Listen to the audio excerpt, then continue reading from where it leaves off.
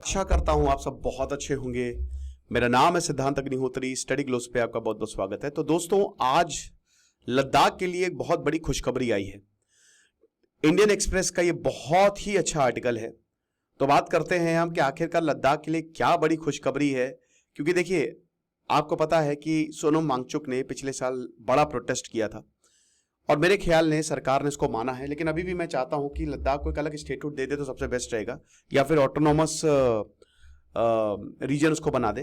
पर चलो, देर आए दुरुस्त आए। और जो बोला है, क्योंकि 370 के बाद डिमांड्स यही थी कि पहली बात लद्दाख को 6th शेड्यूल में इंक्लूड करें आप, वही ऑटोनॉमी दें आप। और प्रोटेस्ट ने पूरे भारत के पूरी दुनिया में देखने को मिले थे ये, और सोनम वांगचुक थे। और इसमें अब सरकार जो है, सेंटर ने सीरीज ऑफ रेगुलेशन जो है वो नोटिफाई की है लद्दाख के लिए। अब लद्दाख लैंड, जॉब और कल्चरल प्रिजर्वेशन, इसी को लेकर प्रोटेस्ट हुए थे और इसी को ही एड्रेस किया है। तो जो नया लीगल फ्रेमवर्क है उसमें एक तो डोमिसाइल बेस्ड रिजर्वेशन सिस्टम है। डोमिसाइल मतलब जहां आप लद्दाख में, तो लद्दाख वालों को ही जॉब मिलेगी। लोकल लैंग्वेज का रिकॉग्निशन, और जो क्लैरिटी है सिविल सर्विस रिक्रूटमेंट में, उसका प्रोसीजर बहुत बढ़िया रहेगा।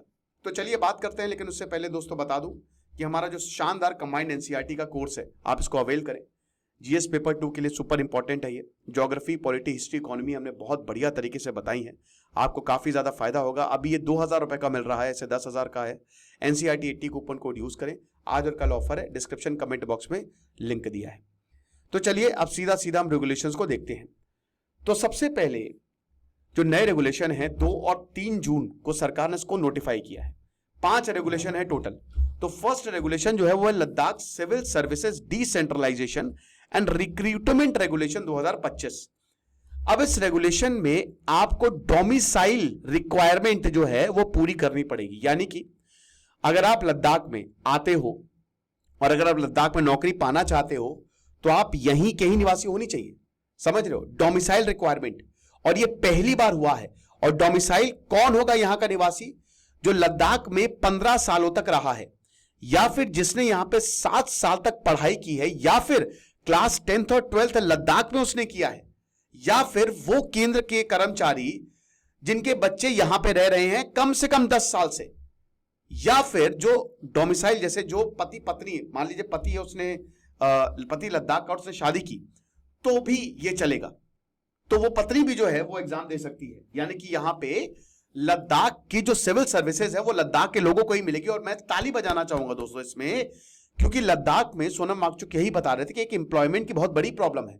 वैसे ही यहां पे रोजगार नहीं, लिमिटेड है, और ऊपर से अगर आप और हमसे राइट छीन लोगे तो क्या होगा? बहुत अच्छा है। सेकंड जो है वो है Ladakh civil services domicile certificate rules. अब इसमें क्या है कि आपको डोमिसाइल सर्टिफिकेट बनाने के लिए, ऑब्टेन करने के लिए क्या क्या करना पड़ेगा, इसमें प्रोसीजर लिखे हुए हैं। तहसीलदार आपको इशू करेगा। जो तहसीलदार होता है ना, ठीक है ना, जो तहसील का, जो उस एरिया का ऑफिसर होगा, तो वो आपको ये सर्टिफिकेट देगा। और डिप्टी कमिश्नर जो है वो अपीलेट अथॉरिटी, यानी कि अगर आपको कोई प्रॉब्लम है, रिव्यू करवाना चाहते हैं, अपील करना चाहते हैं, तो आप डिप्टी कमिश्नर के पास जा सकते हैं। एप्लीकेशंस को आप फिजिकली भी सबमिट कर सकते हैं, ऑनलाइन भी सबमिट कर सकते हैं। बहुत अच्छी बात है। तीसरा, union territory of Ladakh reservation regulation 2025, इसको अमेंड किया गया है। अब इसमें एससी, एसटी और ओबीसी की बात की गई है, और other socially and backward classes की बात की गई है। ये ईडब्ल्यूएस को हटा दें, लेकिन एससी, एसटी टोटल जो रिजर्वेशन होगा, ठीक है ना, टोटल रिजर्वेशन एससी, एसटी और ओबीसी और बाकी सोशली और एजुकेशनली बैकवर्ड ग्रुप्स को, वो 85% पर है। आप 10% ईडब्ल्यूएस हटा दीजिए। ये रिजर्वेशन जो है ये प्रोफेशनल इंस्टीट्यूट में भी काम आएगा। जैसे इंजीनियरिंग और मेडिकल कॉलेज में भी ये रिजर्वेशन चलेगा लद्दाख में जो है। तो कोटा जो है एससी, एसटी, ओबीसी के लिए, वो पहले 50% था, अब इसको 85% कर दिया गया है। 85% तक रिजर्वेशन। क्योंकि ज्यादातर लद्दाख में कौन है? एसटी, एससी और बाकी बैकवर्ड क्लासेस, मतलब बहुत अमीर लोग नहीं है। तो ये लद्दाखी लोगों के लिए है। ओके। और सबसे इंपॉर्टेंट तो वही है ना कि ये प्रोफेशनल इंस्टीट्यूशन में, इंजीनियरिंग और मेडिकल कॉलेजेस में भी आपको इसको इंप्लीमेंट करना पड़ेगा। चौथा, जो ऑफिशियल लैंग्वेज है लद्दाख की, इंग्लिश, हिंदी, उर्दू, भोती और पुर्गी, भोतू या पुर्गी जो हैं वो यहां बहुत समय से बोली जा रही हैं। These are the official languages of Ladakh. साथ ही साथ शीना, ब्रोकशात, बाल्ती और लद्दाखी, इसको भी प्रमोट करेंगे। ताकि लद्दाख की लिंग्विस्टिक और कल्चरल डाइवर्सिटी को सपोर्ट किया जाए, प्रिजर्व किया जाए। बहुत अच्छी बात। उसके बाद लद्दाख ऑटोनॉमस हिल डेवलपमेंट काउंसिल LAHDC 2025 1997 को यह अमेंड करता है और इसमें 1/3 सीट जो है autonomous hill development council Leh and Kargil में वुमेन्स की होगी। ये चीज है। तो ये क्यों, why are these regulation significant? क्योंकि ये पहली कॉम्प्रिहेंसिव अटेम्प्ट है। जो प्रॉब्लम थी लद्दाख को लेकर, जिस पर प्रोटेस्ट हुए थे, उसको ही जो है वो एड्रेस किया गया है। 2019 में 370 हटा और लद्दाख और जम्मू कश्मीर को यूनियन टेरिटरी बनाया गया। लेकिन सरकार ये कह रही है कि हम 6th शेड्यूल नहीं देंगे लद्दाख को, जिसमें ऑटोनॉमी आती है। ठीक है, लद्दाखी कंसर्न्स को हम एड्रेस करेंगे और एड्रेस उन्होंने किया है। अब इन्होंने डोमिसाइल क्राइटेरिया और एक लीगल फिल्टर रिक्रूटमेंट के लिए लगाया है। देखिए 6th शेड्यूल में इसलिए सरकार नहीं, क्योंकि चाइना यहां पे बड़ी बदतमीजियां कर रहा है। हमको समझना पड़ेगा, चाइना और पाकिस्तान, चाइना अपनी कंपनीज यहां पे लेके आ रही हैं और चाइना जो है वो इस एरिया को काफी, उसकी आंखें हैं यहां पे, इसीलिए भारत पूरी ऑटोनॉमी नहीं दे सकती भारत सरकार। लेकिन ज्यादातर चीजें, ज्यादातर मांगे जो है वो मांग ली है और एक बहुत बड़ा स्टेप जो है वो लिया है सरकार ने, ताकि जॉब्स लोकल पॉपुलेशन को दी जाए, जो डिमांड काफी समय से थी। और जो लैंग्वेज रेगुलेशन है, जिसमें भोती और पुर्गी को लंबे समय से बोला था कि भैया आप इसको रिकॉग्नाइज कर लो, वो भी मान लिया है भारत सरकार ने। और इनफैक्ट लद्दाखी और बाल्टी और बाकी माइनॉरिटी डायलेक्ट्स, क्योंकि यहां पे बहुत सारे ट्राइब्स हैं, उनको भी प्रमोट करेंगे। कितनी शानदार बात है, ये चीज है। और डिमांड्स क्या थी? जब से 370 हटा है और लद्दाख को एक प्रॉपर यूनियन टेरिटरी बनाया जिसमें लेजिस्लेचर नहीं होगा, तो इसमें ये सेलिब्रेशन यहां पे नहीं था, बट कंसर्न था। सेंटर ने एश्योर किया था, सेंटर ने यहां पे एश्योर किया था कि आप चिंता मत करें, आपकी हम ट्राइबल आइडेंटिटी को प्रिजर्व करेंगे, हम आपके ऊपर कोई आंच नहीं आने देंगे। आपको लग रहा है कि हम जमीनें छीन लेंगे, ऐसा कुछ नहीं होने वाला, क्योंकि यहां पे इकोलॉजी फ्रेजाइल है, आपको पता है लद्दाख की, और रिसोर्सेज काफी लिमिटेड है। अब इसकी वजह से जब देखा लद्दाख ने कि 5 साल हो गए कुछ हुआ ही नहीं, तो पिछले साल भयंकर प्रोटेस्ट हुए और बोला कि 6th शेड्यूल में आप लद्दाख को डालिए, है ना। सर्टेन नॉर्थ ईस्ट रीजन में जो ट्राइबल मेजोरिटी है ना, उसमें ऑटोनॉमी है, वैसे ही आप हमको दीजिए, हमको लेजिस्लेचर और फाइनेंशियल ऑटोनॉमी दीजिए। ऑटोनॉमस डिस्ट्रिक्ट काउंसिल बनाई जो नॉर्थ ईस्ट में किया है, 6th शेड्यूल में डाला है। कितने स्टेट है, चलो मुझे कमेंट बॉक्स में बता दो। 90% जो लद्दाख पॉपुलेशन है वो that belongs to scheduled tribes, वो एसटी है। तो आप हमारी ट्राइबल आइडेंटिटी को प्रिजर्व करिए। तो 6th शेड्यूल का बहुत, मतलब पूरे लद्दाख जो है वो सड़कों पे आ गया था। और सोनम वांगचुक जो है इस हंगर स्ट्राइक को लीड कर रहे थे।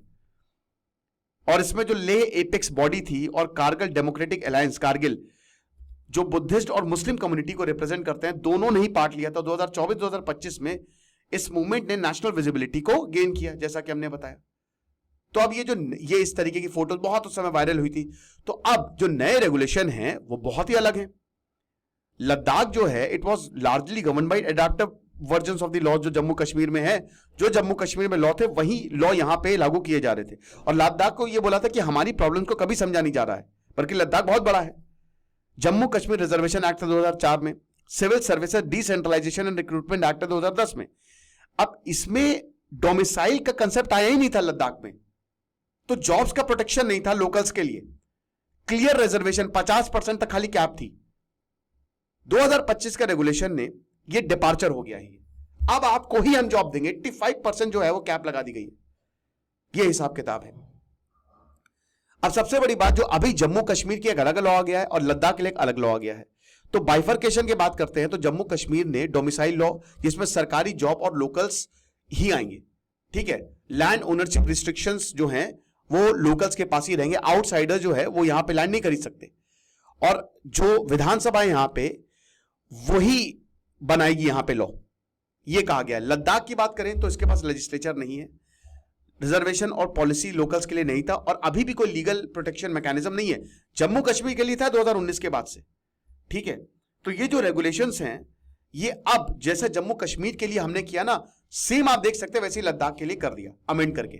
लेकिन लिमिटेशंस हैं, सब कुछ इतना आसान नहीं है। अच्छा है कि इंपॉर्टेंट स्टेप्स है, लेकिन फिर भी कुछ इशू, जैसे 6th शेड्यूल मूवमेंट की कोर डिमांड्स, इसमें यह था कि आपको कॉन्स्टिट्यूशनल प्रोटेक्शन देनी पड़ेगी। जितने भी नए रूल्स एंड रेगुलेशंस आए हैं वो आर्टिकल 240 ऑफ द कॉन्स्टिट्यूशन के तहत बनाए हैं। जिसमें प्रेसिडेंट जो है वो रेगुलेशन करेगा। प्रेसिडेंट के पास पूरी ताकत है यहां पे। ये एग्जीक्यूटिव डिसीजन है जिसको अमेंड किया जा सकता है या विड्रॉ किया जा सकता है सेंटर। कभी भी अगर केंद्र चाहे तो उसको बदल भी सकती है, ये भी मैं आपको बता दूं। 6th शेड्यूल में ऐसा नहीं होता है। फिर उसके बाद लैंड, जमीन, उसका क्या होगा? सबसे क्रिटिकल और सबसे इंपॉर्टेंट चीज होती है जमीन।